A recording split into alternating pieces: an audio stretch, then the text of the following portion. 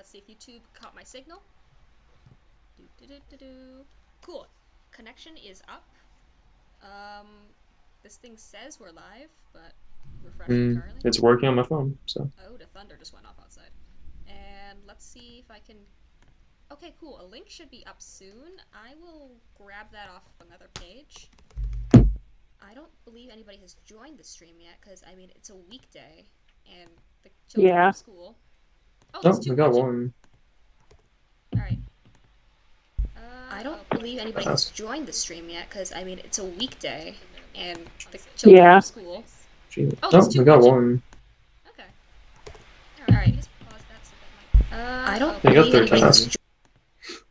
Miles, I can hear the stream through you. Alright.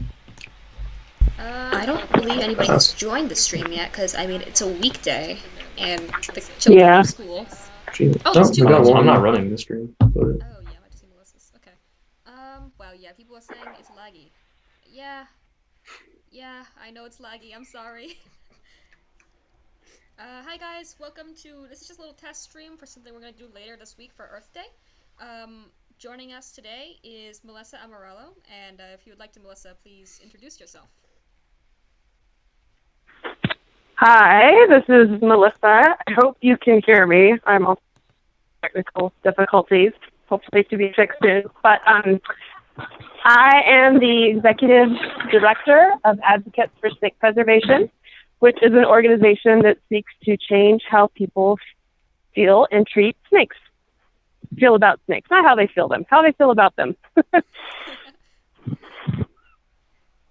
and then Miles, why don't you introduce yourself as well? Yeah. I'm Emma's friend. I'm just kind of here to talk. I don't really have any qualifications. I'm just kind of, I like snakes. I like the natural world, so I'm just kind of here. So. All right, cool. So yeah, today we're just testing out the stream for something we're gonna do later. The actual event's gonna be like a charity stream in which you guys donate through the chat, and I will draw some things for you. But today we're just going to be chatting around and getting you guys used to the format. So I'll start drawing, and if you guys would like to ask Melissa questions about snakes or conservation or like what's your favorite snake species kind of thing, then please go for it through the chat. We're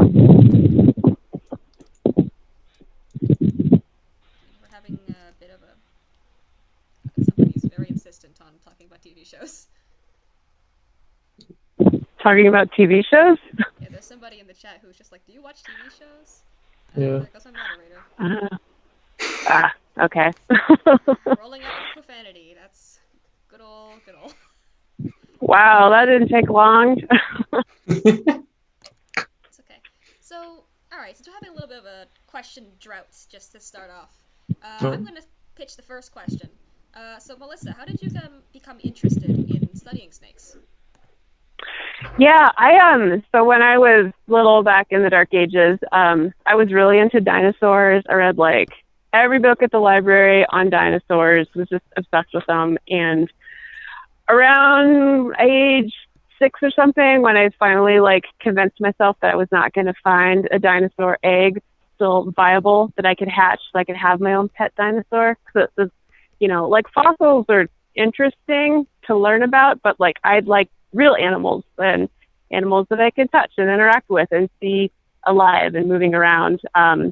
So I kind of started transitioning away from dinosaurs to some, at the time, who we thought were their closest relatives, crocodilians. And then it was kind of the same thing. I didn't live in a place where I could go see alligators or crocodiles in the wild. My parents were absolutely not into me having one as a pet.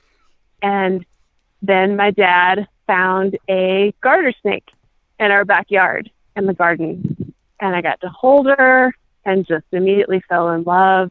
And my parents let me keep her for a while. And so that started the fascination. And, I didn't keep her for that long. She was a wild animal and she never ate really well for us. So we let her go again in the backyard. And then we bought a captive bred snake a little bit later that I had for over 20 years. She was very old when she finally passed on. But, as I started going through school and became interested in environmental issues and thought that I wanted to do something like conservation ish with a professional degree, I kept coming back to snakes because, and I started realizing this when I was little, not a lot of people like them. They're really an underdog, both as an object to study. They get ignored. That's starting to change somewhat, but for the longest time, they've gotten ignored, both in just paying any attention to them at all, but also just the way that we look at them and the things that people study. There's a lot of things that just hadn't been looked at for so long because people just assumed that snakes weren't capable of those things, like social behavior or parental care. But also, it's really hard to do conservation on an animal that people don't like or are scared of or just hate. And, conservation is not just about having data that says what we need to do. You have to get the public interested enough that they're going to support it, or at least not try to block it. So that was kind of how I came at taking what I had learned as an undergraduate and in grad school about snake behavior and issues and their biology, and turning that into a nonprofit organization because we realized that snakes really needed a voice with people, so people could learn that a lot of the reasons they are scared of them or don't like them are probably just based on mythology a lot of the time. All right. We got two people that asked the question, or kind of a similar question. What is the most interesting species or favorite kind of snake? Ooh.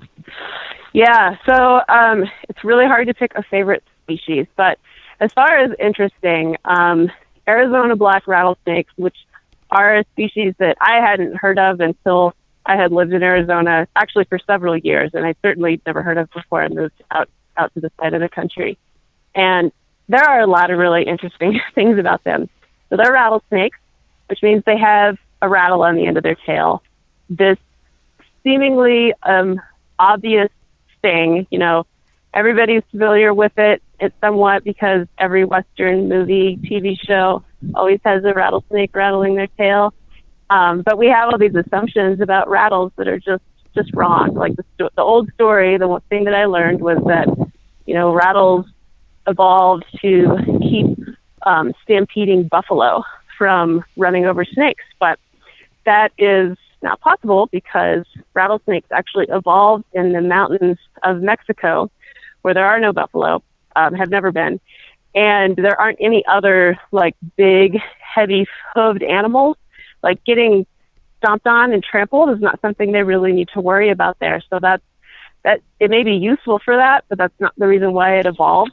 And we still don't really know, even though people study this and have tried looking at it from many different ways. We don't know. And I'm kind of fascinated by, it's kind of cool that humans still don't know everything. It keeps it interesting. So they have that going for them.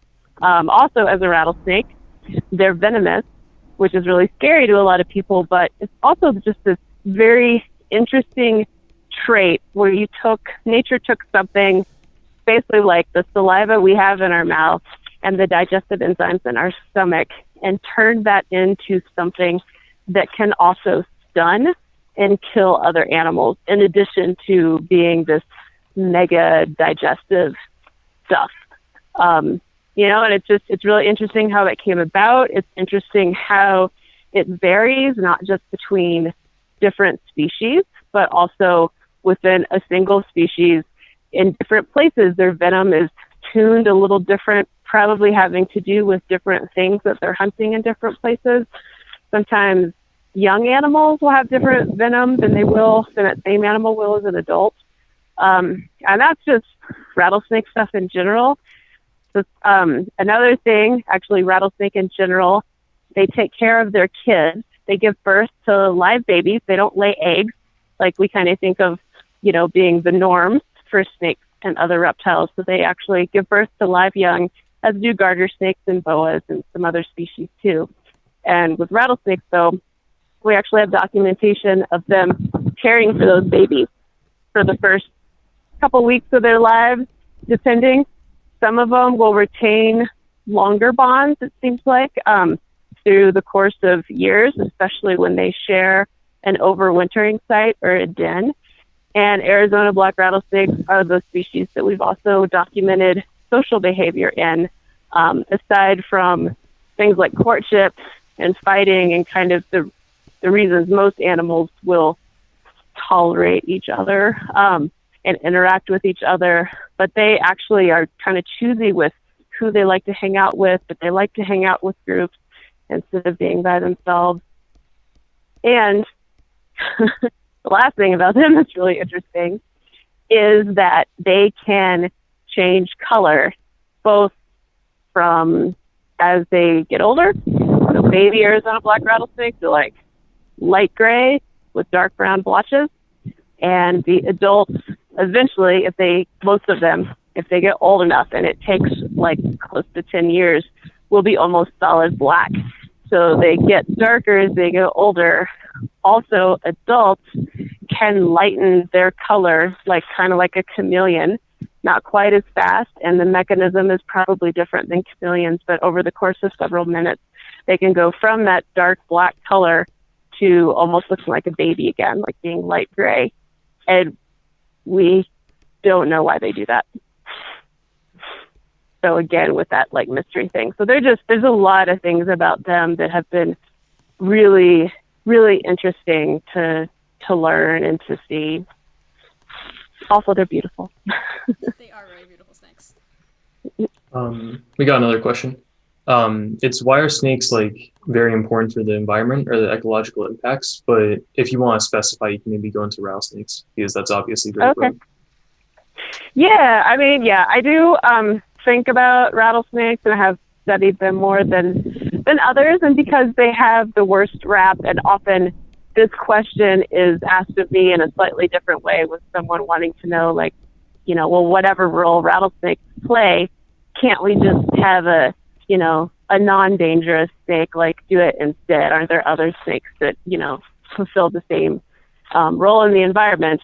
And the answer to that part is we don't know, but in general, when humans have removed species from the ecosystem, it does not go well, because there are still so many things about how the world works that we don't understand and are still learning about. But snakes, there's a lot of emphasis placed on animals that are top of the food chain and a keystone predator. But, all of the roles are important. It's a whole system, and snakes are somewhere in the middle. So they are an important predator for a lot of different animals. Snakes are a very diverse group. We're talking about worldwide, more than 3,000 different species of snakes, and some of them are really tiny. They're less than a pencil in girth, and maybe just 5 or 6 inches as adults. And then on the other end of that scale, you have a green anaconda who could be 20-something feet long, females, and weigh almost 300 pounds, and everything in between. And you have snakes that live in the desert, snakes that spend all their time in trees, in the rainforest, or in another kind of forest. They live in every habitat on Earth except where it's frozen, where the ground is frozen year-round. And there are even a few snakes who will occasionally venture above the Arctic Circle, but they don't stay there year-round because it's too cold. So they do a lot of different things, and so they eat pretty much anything you can imagine, that's, not, because they generally swallow their food whole, so not giant things like lions and tigers and bears and elephants, all that stuff is too big for snakes. But those green anacondas do eat caimans and the largest species of rodent, capybaras, that inhabit their area in South America and Central America, where you find green anacondas. And there's snakes that live in the ocean year-round. So those are going to be largely fish eaters and other animals that they encounter in the ocean. So they eat a lot of different things and are often a very important predator because, unlike a lot of other predators, they're not territorial. They don't, except in a few there's been a couple observations of snakes defending territories. But for the most part, they're pretty cool with having other individual snakes of their species or other species inhabit the same area. And so when you add them up all together, they will have a greater impact than, say, your local bobcats or red-tailed hawks, because those species and a lot of other mammal and bird predators do not tolerate others in their space. They'll drive them out. And so they're not going to have as great an impact on the prey population. And because snakes are in that middle spot, they're also an important source of food for a lot of animals, too. You know, they are preyed upon, even the venomous ones. So going back to rattlesnakes and just snakes in the United States in general, all of our birds of prey, hawks, eagles, owls, can eat snakes, even rattlesnakes, bobcats, mountain lions, badgers, skunk, fox, other snakes. There are some snakes that specialize on eating other snakes, and there are other snakes who just, that's one of many things they will eat because they're pretty general, which is true of a lot of snakes, that they're pretty general with what they eat. Yeah, so they've got this, you know, important place in the middle, and I would kind of argue that everybody who's, you know, all wild animals who are living where they evolved, you know, when we've moved animals to different parts of the planet where they didn't evolve, they can cause issues. But when they're in their home, they're all important. And, you know, a predator isn't more important than a prey. They all have an important role to fill, mostly that we don't understand. I mean, there are millions of animals beneath my feet right now living in the dirt that are probably more important than anything we can see, because all life depends on dirt. You know, that's, plants need that to grow, and without plants, none of the other animals have anything to go on, because either they're eating the plants or they're eating animals that eat the plants. But yeah, it's a good question. It's a very, very complex. All right. Well, do we think that's all we really have for today for just the test stream? Because, I don't know. I think we picked a pretty bad time to do this, and chat's kind of calming down a little bit. If you guys have any questions at the moment, please feel free to spit them out. But otherwise, we'll be back on Sunday for a longer, more extended stream with a bit more organization. Let's just wait a moment for the chat to respond if they have anything. Probably not. Alright, well, Melissa, thank you so much for answering the questions and having a conversation, although it was more or less just like hey kids, snakes are really cool, and it was really cool to learn about the impact of snakes and their like kind of unique role in the ecosystem as that in-between between predators and prey. Yeah, sure, it was fun. Alright. Well, oh, somebody just came in and asked what's the biggest snake. You can do one last question. Yeah, that one's pretty straightforward. So I already mentioned green anacondas. Those are the heaviest snakes. They get to be the heaviest. Reticulated pythons, which don't live in South America, they live in Southeast Asia. They are probably longer, but they're thinner, so they're not as heavy as green anacondas. So I guess it depends on if your definition of big is by mass or weight, or if it's by length. All right. Well, I'm going to thank everybody in the chat for coming and posting your questions. We'll be back on Saturday. And, yeah.